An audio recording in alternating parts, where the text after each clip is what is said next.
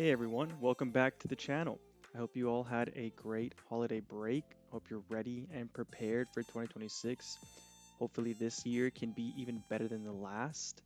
And let's just jump straight into it. As usual, every Sunday I like to go through around 15 or so names that I like, and I usually share a bit of my thought process behind each pick. If you'd like to receive my watch list a day in advance so you can use it as a form of homework to prep and create your own analysis before my videos get released, that way you can then compare your results with mine to see how you did and or if you're making any improvements, make sure to give me a follow on X at ABTrades. I also released a checklist market guide, and I did cover this a few weeks ago, but it's also pinned on my X, and I use this religiously. Every time I open up a chart, I pull up the checklist guide. I mean, not really because I've already have it memorized, but for those of you who are trying to, improve your trading or how you create your watch list and your blueprints, I think this is a really great way for you to kind of create a checklist of confluences because confluences are really good, and I think they are what can really refine your charting and technical analysis to pretty much create a straightforward plan that can give you repeatable results. Remember, none of this is financial advice. This is just me sharing how I am approaching the market and hopefully give you a few ideas to add to your own. So go ahead and grab your coffee, pull up your charts, and let's dive into this week's watch list. First up on the list is AVGO, also known as Broadcomb. Maybe I said that wrong. I am not sure. But what I really like about this setup is quite a bit of things. So the first thing is that we have a really nice established range here on the higher time frames. And it's also in confluence with a power earnings gap. So we know that gap ups tend to support price while gap downs tend to reject price, right? It's historically proven, and that's because of how aggressive price moves through that we leave a lot of unfilled orders. So as you can see, nearly every single time we've tapped into the gap, price has responded pretty positively every single time, right? Even down here. Now, what I really like about this gap entrance is that we actually just swept all of those external lows that dated back to early October, right? And what I like about that is that you displaced through the gap, or sorry, you displaced into those new 52-week lows while taking out those externals from early October, right?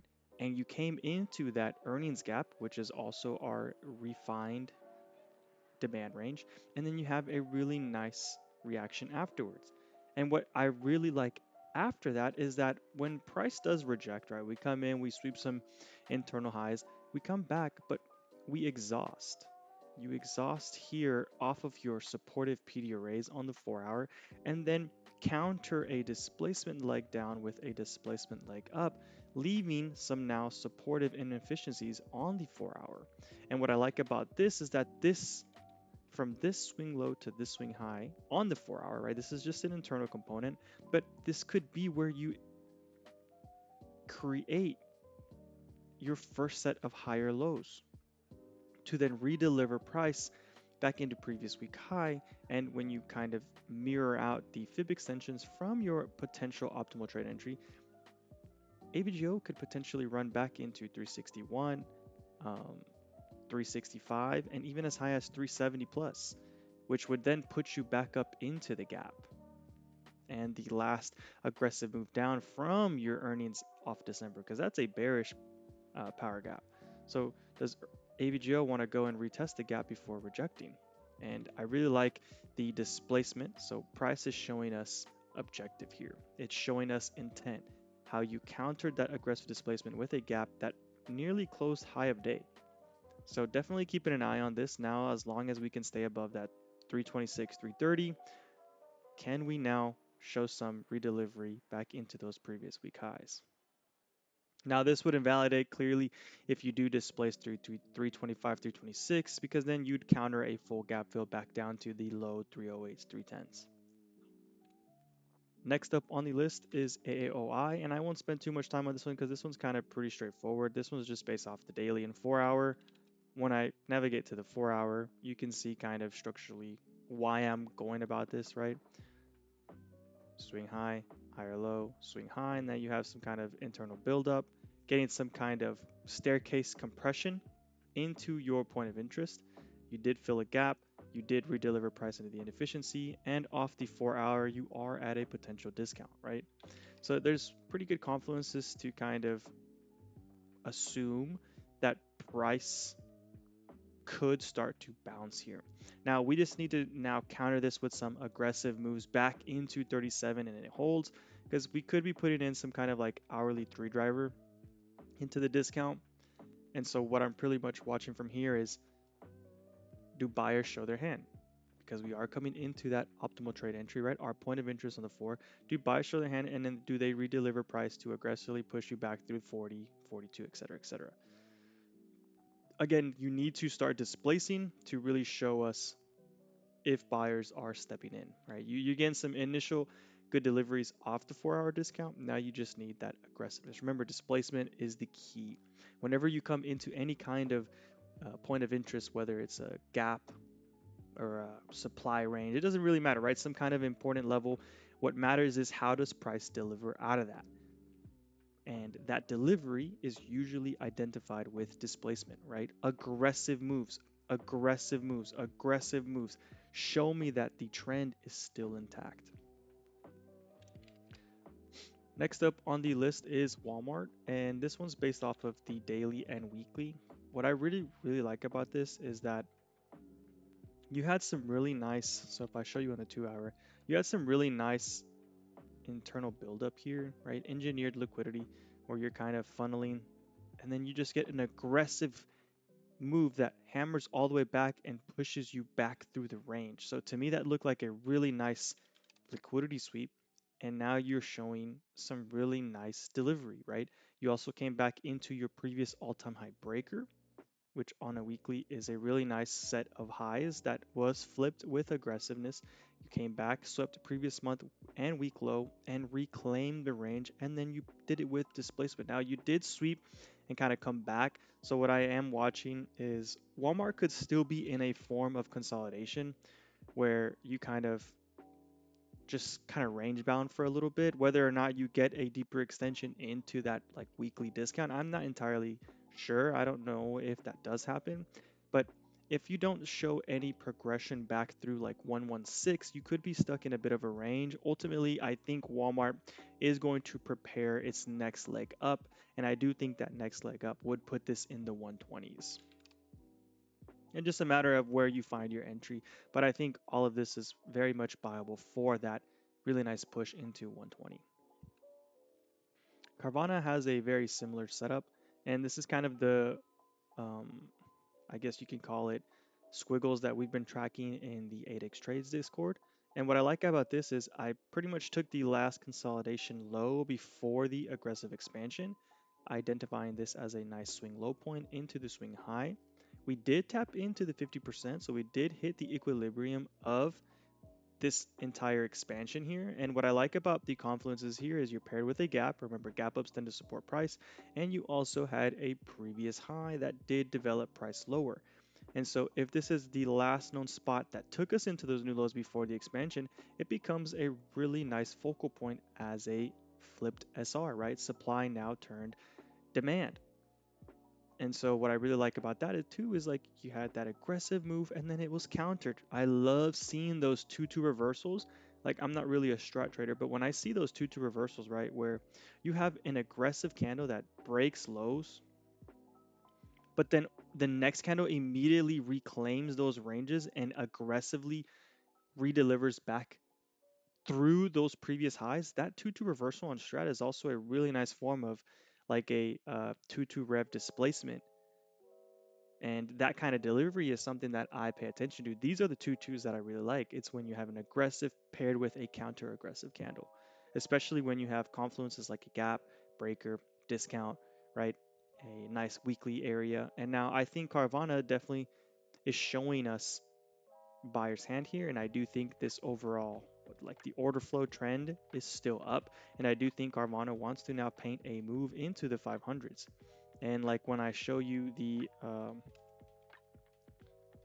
standard deviations here off the manipulation candle from the 4 hour, look at where the -2 and -2.5 exist, right? So it's like, it's really, really nice how that 484, 500 area is lining up on the -2, -2.5 when that's also your previous all-time highs.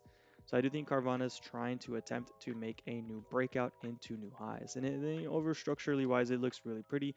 You also have a really nice weekly displacement candle. So as long as you stay above 430, in my opinion, I mean, 425, 430, like this range now here is the range of interest for me because it also establishes your daily OB paired with your weekly displacement. And I think as long as we stay above this range, I think Carvana is going to make a good attempt at those 480s, 500s. Next on the list is Tesla. Now, this one's a bit high risk. And the only reason I say that is because we didn't really sweep any lows on the daily here. I think we did come into, yeah, so I mean, like the weekly kind of, right? You redelivered into an efficiency and kind of pushed back into your previous week range against those week lows close. And the only reason I label this as high risk is because like we didn't come into like any major higher time frame point of interest, right? No, like real significant PD arrays or whatever. Like it's just at your discount of this range. And when you do have discount, again, I'm looking for delivery out of discount, and I'm also looking for other forms of confluences. But the only thing I could really see here is literally just discount. So when I take the swing low to swing high of this significant expansion here into the top of the broadening, which also hit our -1.5, you kind of come back and redeliver. Now, what I do like about this is that it's a nice inside two down expansion up, right? So we are displacing against this displacement candle. We did fail slightly at this volume imbalance. So Tesla really needs to reclaim 450 in order for this to start pushing to the 470. If we can't get a strong push through 470, I would be cautious for a potential another lower sweep. So just keep an eye on how this develops. You are showing some positive signs of buyers from the overall discount leg. You are seeing that displacement. And remember, I love to see that kind of delivery, especially when you come into those point of interest. So the key thing now is, can we stay above 430 and can we reclaim 450? If that does happen, I would put a target of 460, 470 on Tesla into the next 2 weeks. Now, if that doesn't happen, I would potentially watch at risk to see if this retests 421 and 412. Another one, the next one on the list is Meta. And what I'm pretty much watching on this one is, so we had this weekly here, right? And when I took the overall leg from this low to this high, right? You did come back into the discount and you did fill a really nice weekly, and you also restructured our weekly inefficiency established from April 25th. And then you had that delivery. Again, look at the delivery out of that. And now you've kind of been consolidating. What I like about this previous week, or this current week candle, or not this current, previous week, is that you swept a lot of those external lows, but pretty much came back into the range. So if this is showing signs of a potential PO3, right? I don't know why this keeps showing up, but I don't think that's significant. But what I mean now is like you have a really nice PO3 here, and this little manipulation candle is what could potentially expand Meta. And you also have some really nice LR here on the 4 hour, right? Price is kind of just accumulating after that sweep and then you reclaim. So now the key thing is if Meta gets back above 660, I think this makes a really nice move into the 680 plus. Now, if it doesn't reclaim that 660 and it doesn't show like positive and aggressive intent through that, then I would potentially show a lower high that maybe gives one more sweep before a bigger rally. Next up on the list is BABA, and I've talked about this in 8x for the last week, and I still don't think it's invalidated, right? You have a really nice daily inversion, you had a structural market shift, you had a weekly breaker, you came into a higher time frame low and aggressively displaced back up. Now you're just holding inside after that aggressive move. I think as long as Baba can literally balance between 143 and like 149, I think this is setting up for a really nice breakout into 160, 164, and potentially 167. Now, if we don't find any positive signs and we start to get bearish candle closes back through like sub 143, 142, then this idea overall invalidates. I just really like the risk to reward down here, right? And the weekly did sweep but push back into that previous week close. So I do really like how it's trying to develop. And it's also against, I mean, this is the weekly breaker I was just talking about, right? Like where you had last significant signs of selling, you're now having significant signs of buying and potential price absorption. And so when I look at this daily, like I wanna give this room to run, and I think there's potential here. Next up on the list is NVIDIA 4-hour, and what I like about this is you have some really nice buildup here. You also have a really nice little broadening, and I think that based off of how you developed here and you didn't reclaim this range, so you had your, this was kind of like your range low here, right? And you break below it, it becomes your previous week low. If this was going to be manipulation, you should have had a strong candle that pretty much pushed NVIDIA back to like 186, 187. So what I think is potentially setting up here is what, after this overall structural change here, where you went from lower high to failed lows into new highs, I think what we're going to do now is I think price wants to redevelop back into the golden pocket, clean up some of these gaps, right? Restructure the daily, and I think from here you could set up a nice low to then trade out. There was some pretty good flow that came in for February on NVIDIA, so I would keep an eye on those to see if that OI kind of continues to track out for the next week or so, and it could be a good position to build out as you start to develop into the golden pocket. And that would kind of confirm the set of higher lows to higher highs, higher lows to higher highs, right? Next on the list is IBM Weekly, and this is just, dude, this setup is freaking clean, right? I'm pretty much taking into account like this 2-day structure where you had this aggressive gap down off earnings and then you kind of redeveloped back up into new all-time highs. Price is just funneling here, y'all, and it's funneling really, really nicely against your previous all-time highs before the breakdown into the new ones, right? And look at that development. The development is also putting you into a really nice set of discount. And as I want to say, and you know, as long as IBM can continue to develop above 278, 286, right, you have about like a 10-point window. I think this could set up for a really nice breakout. Again, it also depends on earnings, right? You never know. Earnings can be hit or miss. This could completely get disrupted with earnings. But based off of this current development, what I know about technical analysis, if earnings wasn't here, I would assume that this wants to redeliver the same way it came out. Remember, price tends to trade out the same way it traded in. So if we came down up, we're going to trade down up, right? But just has a really pretty weekly chart. It's just really nice, and it's kind of hard to ignore this. It just sucks that earnings is on the horizon, but man, this, the way price is funneling here definitely looks like a form of absorption, and I wish earnings wasn't on the horizon because I think this would set up for a really pretty breakout. Next up on the list is CCL, Carnival Corporation, and this one I've already talked about in ADEX a few times, and a lot of us are already positioned for a nice March swing that are doing really well. But basically, if you are familiar with some of ICT terms, there is a specific model called your market maker buy model, and what that model covers is basically price entering the buy side of the curve. And what that buy side of the curve means is that we are only hunting buy stops from the external standpoint. So all those buy stops would be your previous highs on a daily, weekly, etc., etc. And that's kind of what CCL has been doing, right? You had the really nice consolidation breakdown, consolidation breakdown, consolidation breakdown, and then you have the exhaustion that develops into a new trend. And so now this consolidation, I do believe, expands CCL into like 33.7 and up and onwards. And so I think this is just in a really clean MMBM. I mean, even the weekly has displacement.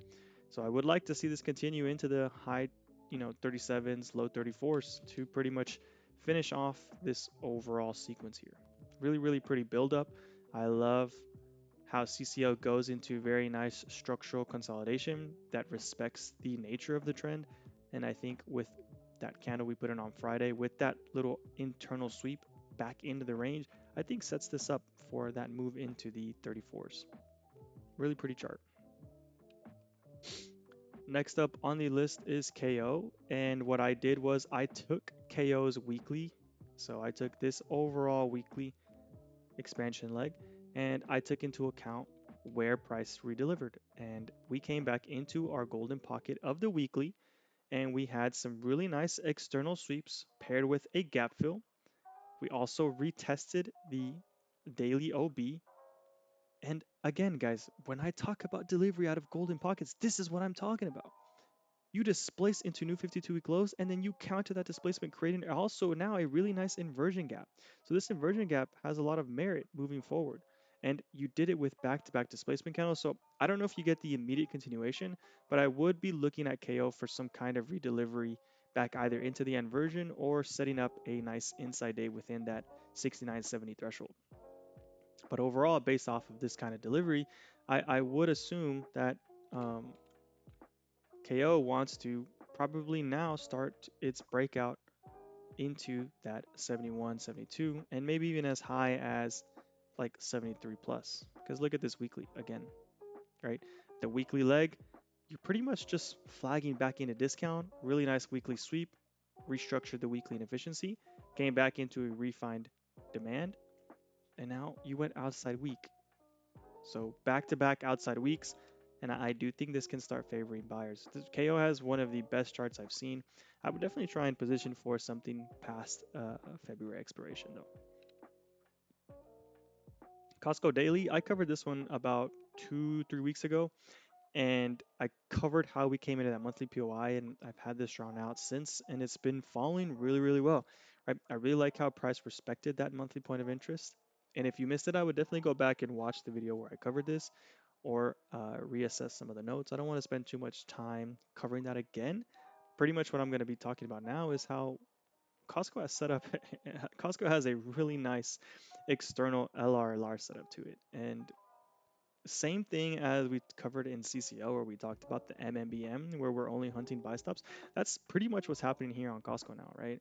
You have the last known consolidation that ended up breaking higher, and you already had a 4-hour and daily market structure shift, right? So the trend on Costco has changed, and I really like how we put it in a nice inside day. And again, this can still consolidate. You can even get a deeper extension back down, but overall, as long as now Costco stays above, I would say 880, 885. As long as we stay above that, regardless if you dip down all the way back into that, I think into its next earnings cycle, I think Costco will be somewhere up here, 970, 995, maybe even as high as 1000. I think Costco now wants to clean up all these previous highs that failed to break out, and now the overall structure has changed. I think this Costco chart is actually one of the better looking charts in the overall market. And like, I mean, look at the delivery, guys. You had a double inside week off that monthly POI. And look at this delivery. I mean, even if you come back and retest it, all of this looks pliable for a move back into the 970 plus. Costco looks incredible. I would just look to see if you can get some kind of daily reset and kind of just build it out on the reversal or the retracement for the continuation of the new established trend. MU, this one's pretty straightforward. Ooh, not the 4-minute. This one's just a really nice compression chart, right? You just have really good buildup here. And this would be more of a momentum trade. If you can get some kind of reset into like the 330s, I think that's what you use to trade up into 370. And like if we're looking for the manipulation leg to kind of look at the fib extensions here, what I would use is if we're based off the 4-hour,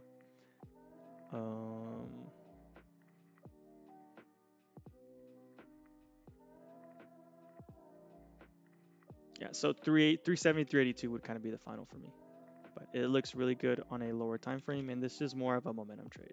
Just looks really clean to just pop another like 10 plus. And last but not least is Oracle, and Oracle is definitely a tough one to trade, but it's kind of hard to ignore this because think about the checklist, guys. Think about the checklist, right? Let me color this a little bit less, right? This is the 2-day, 3-day. 2-day, 3-day. We have our obvious expansion, then price pulls back. If this expansion was in the direction of an uptrend, right? Order flow is up and price redevelops. Not only did you come into a previous all-time high breaker. You restructured a really nice inefficiency. You cleaned up a lot of these external lows. And now price is trying to pretty much show buyer's hands here. And I know it's still a little early and Oracle can definitely be tough to kind of evaluate, but if Oracle gets above 207, I want to say that this checks off. And if we can get above 207, I think Oracle then makes a really nice move into 236. Now, if we can't get above 207, unfortunately, I do think we might go for one more aggressive sweep before an overall bounce. But it's really hard to ignore Oracle at the area it's at just because of the confluences that are present here, right? You're even back into that weekly. You even came back into a monthly inefficiency. And this monthly inefficiency is also lined up at discount. This is a golden pocket monthly discount zone that did tap into a weekly breaker and a monthly point of it. Like, so it's really hard for me to ignore this just because of the monthly confluences. The higher time frame confluences do favor a bounce, and this is monthly discount, guys. Monthly swing low to swing high. I do think if this is where Oracle wants to bounce, I do think eventually this trades back up into the like the 230s, 240s. So it might be something also to position with shares, right? And you also have the 4-hour redelivery here. And what I mean by that is if I delete all this, right? Gap down into new lows, and then you gap up to counter it. So if this gap up is going to have intent from that swing low to this swing high here, look at where price redelivered, right into discount. What do we know about gap ups, everyone? If you said gap ups tend to support price, you are correct. And what I like about this too is like a gap down puts you in a new 52-week close that then gets countered with a gap up. And then when you come back to retest it, you wick right off of it. And then look at the delivery off of that wick. Aggressiveness. So I think Oracle is setting up for a good bounce to potentially fill the gap maybe on the short term. This 4 hour is really pretty, y'all.